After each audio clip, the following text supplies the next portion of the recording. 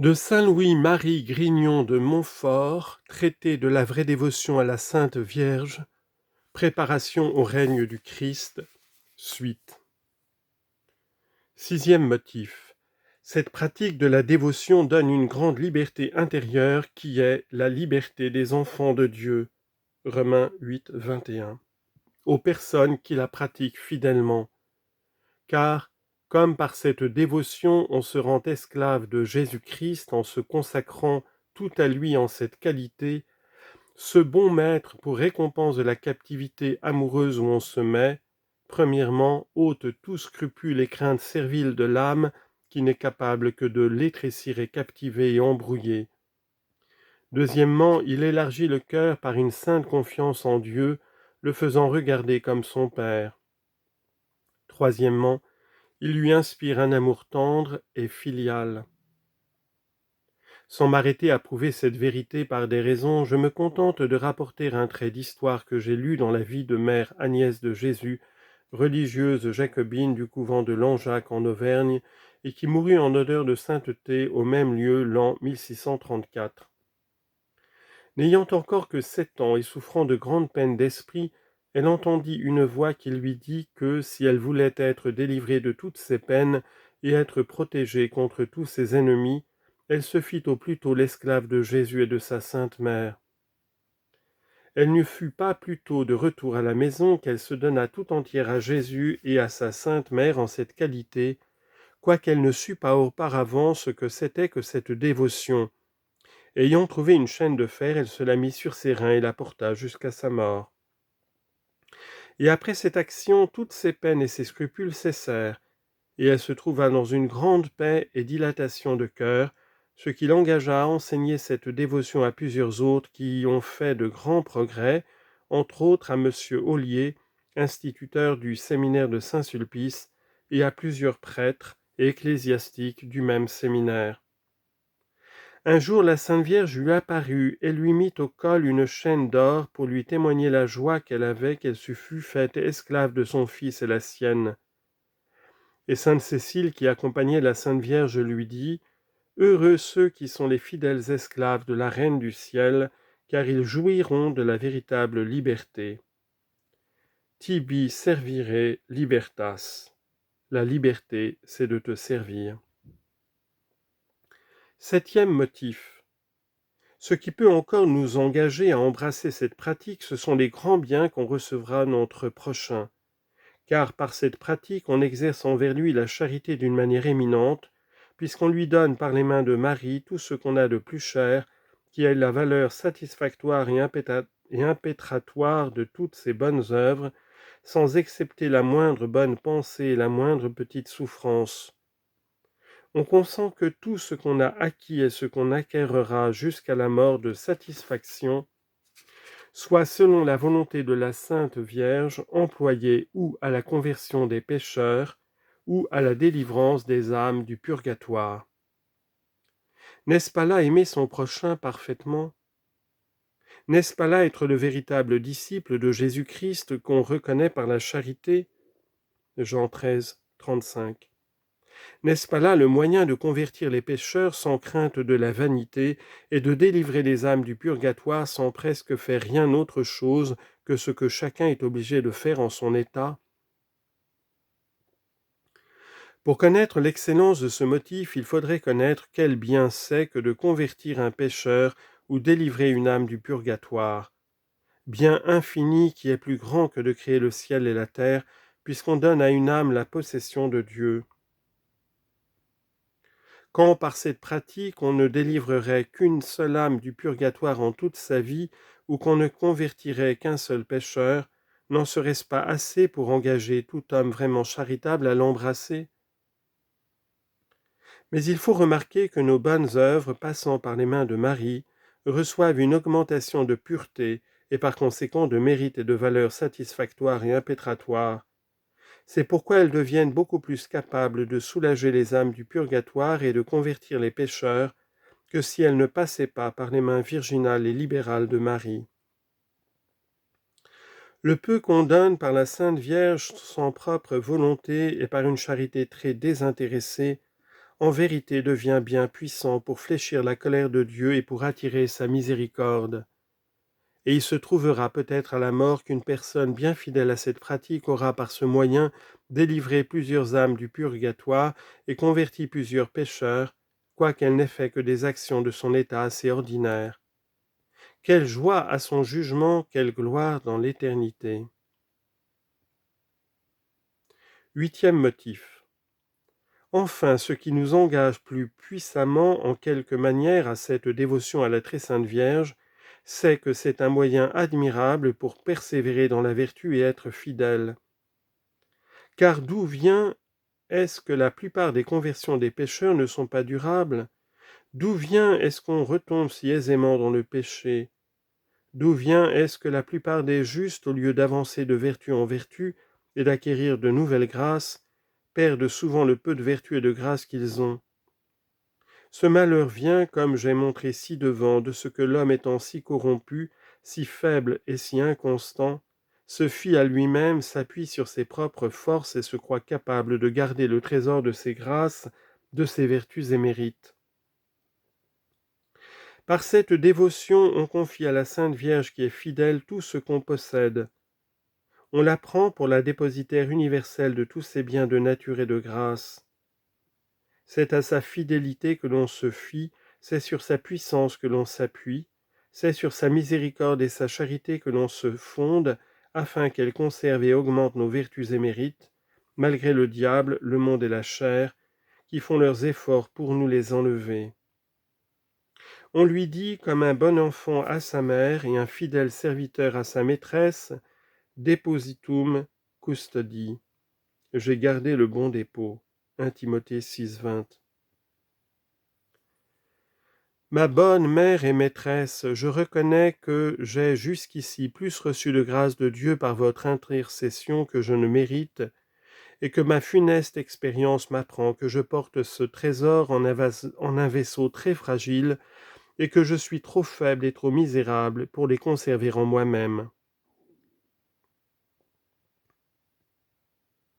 Adolescentulus sum ego et contemptus.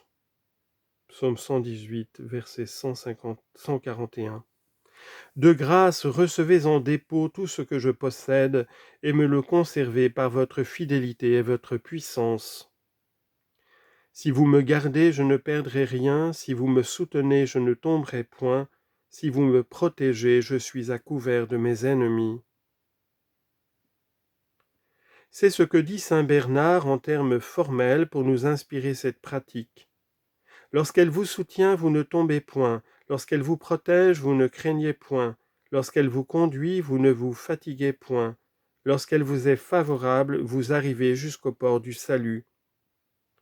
Ipsa tenente non corruis, ipsa protegente non metuis, ipsa duce non fatigaris, ipsa propitia perveneris. Saint Bonaventure semble encore dire la même chose en des termes plus formels. La Sainte Vierge, dit-il, n'est pas seulement retenue dans la plénitude des saints, mais elle retient encore et garde les saints dans leur plénitude afin qu'elle ne diminue point. Elle empêche que leur vertu ne se dissipe, que leur mérite ne périsse, que leur grâce ne se perde, que les démons ne leur nuisent. Enfin, elle empêche que notre Seigneur ne les châtie quand ils pêchent. Virgo non solum in plenitudine sanctorum detinetur, sed etiam in plenitudine sanctos detinet. Ne plenitudo minuatur, detinet virtutes ne fugiant, detinet merita ne pereant, detinet gratias ne effluant, detinet demones ne noceant, detinet filium ne peccatores percutiat. La très sainte Vierge est la Vierge fidèle qui, par sa fidélité à Dieu, répare les pertes qu'a faites Ève l'infidèle par son infidélité, et qui obtient la fidélité à Dieu et la persévérance à ceux et celles qui s'attachent à elle. C'est pourquoi un saint la compare à une ancre ferme qui les retient et les empêche de faire naufrage dans la mer agitée de ce monde où tant de personnes périssent faute de s'attacher à cette ancre ferme. Nous attachons, dit-il, les âmes à votre espérance comme à une ancre ferme. Animas ad spem tuam sicudat firmam ancoram alligamus. C'est à elle que les saints qui se sont sauvés se sont le plus attachés et ont attaché les autres afin de persévérer dans la vertu. Heureux donc et mille fois heureux les chrétiens qui maintenant s'attachent fidèlement et entièrement à elle comme à une ancre ferme. Les efforts de l'orage de ce monde ne les feront point submerger ni perdre leur trésor céleste. Heureux celles et celles qui entrent dans elle comme dans l'arche de Noé. Les eaux du déluge de péché qui noient tant de monde ne les nuiront point, car qui operantur in me non peccabunt. Siracide 24, 30. Ceux qui agissent avec moi, ceux qui sont avec moi pour travailler à leur salut ne pécheront point, dit-elle avec la sagesse. Heureux les intendants fidèles de la malheureuse Ève qui s'attachent à la mère et vierge fidèle, qui demeure toujours fidèle et ne se dément jamais. Fidelis permanet se ipsam negare non potest, et qui aime toujours ceux qui l'aiment. Ego diligentes me diligo. Proverbe 8, 17. Non seulement d'un amour affectif, mais d'un amour effectif et efficace. En les empêchant par une grande abondance de grâce de reculer dans la vertu ou de tomber dans le chemin en perdant la grâce de son Fils. Cette bonne mère reçoit toujours par pure charité tout ce qu'on lui donne en dépôt, et quand elle l'a une fois reçu en qualité de dépositaire, elle est obligée par justice, en vertu du contrat de dépôt, de nous le garder, tout comme une personne à qui j'aurais confié 1000 écus en dépôt serait obligée de me les garder, en sorte que si par sa négligence mes 1000 écus venaient à être perdus, elle en serait responsable en bonne justice. Mais non, jamais la fidèle Marie ne laissera perdre par sa négligence ce qu'on lui aura confié. Le ciel et la terre passeraient plutôt qu'elle fût négligente et infidèle envers ceux qui se fient en elle. Pauvres enfants de Marie, votre faiblesse est extrême, votre inconstance est grande, votre fond est bien gardé. Je l'avoue, vous êtes tirés de la même masse corrompue des enfants d'Adam et d'Ève, mais ne vous découragez pas pour cela, mais consolez-vous, mais réjouissez-vous. Voici le secret que je vous apprends, secret inconnu de presque tous les chrétiens, même les plus dévots. Ne laissez pas votre or et votre argent dans vos coffres qui ont déjà été enfoncés par l'esprit malin qui vous a volé et qui sont trop petits, trop faibles et trop vieux pour contenir un trésor si grand et si précieux. Ne mettez pas l'eau pure et claire de la fontaine dans vos vaisseaux tout gâtés et infectés par le péché. Si le péché n'y est plus, son odeur y est encore. L'eau en sera gâtée. Ne mettez pas vos vins exquis dans vos anciens tonneaux qui ont été remplis de mauvais vin, ils en seraient gâtés et en danger d'être répandus. Quoique vous m'entendiez, âme prédestinée, je parle plus ouvertement. Ne confiez pas l'or de votre charité, l'argent de votre pureté, les eaux des grâces célestes, ni les vins de vos mérites et vertus à un sac percé, à un coffre vieux et brisé, à un vaisseau gâté, corrompu comme vous êtes. Autrement vous serez pillés par les voleurs, c'est-à-dire les démons, qui cherchent et épient jour et nuit le temps propre pour le faire.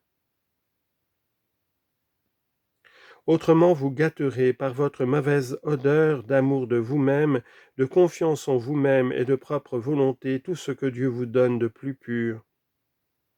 Mettez, versez dans le sein et le cœur de Marie tous vos trésors, toutes vos grâces et vertus. C'est un vaisseau d'esprit, c'est un vaisseau d'honneur, c'est un vaisseau insigne de dévotion. Vas spirituale, vas honorabile, vas insigne devotionis. Vase spirituel, vase d'honneur, vase de dévotion insigne. Depuis que Dieu même en personne s'est enfermé avec toutes ses perfections dans ce vaisseau, il est devenu tout spirituel et la demeure spirituelle des âmes les plus spirituelles. Il est devenu honorable et le trône d'honneur des plus grands princes de l'éternité. Il est devenu insigne en dévotion et le séjour des plus illustres en douceur, en grâce et vertu, Il est enfin devenu riche comme une maison d'or, fort comme une tour de David, et pur comme une tour d'ivoire.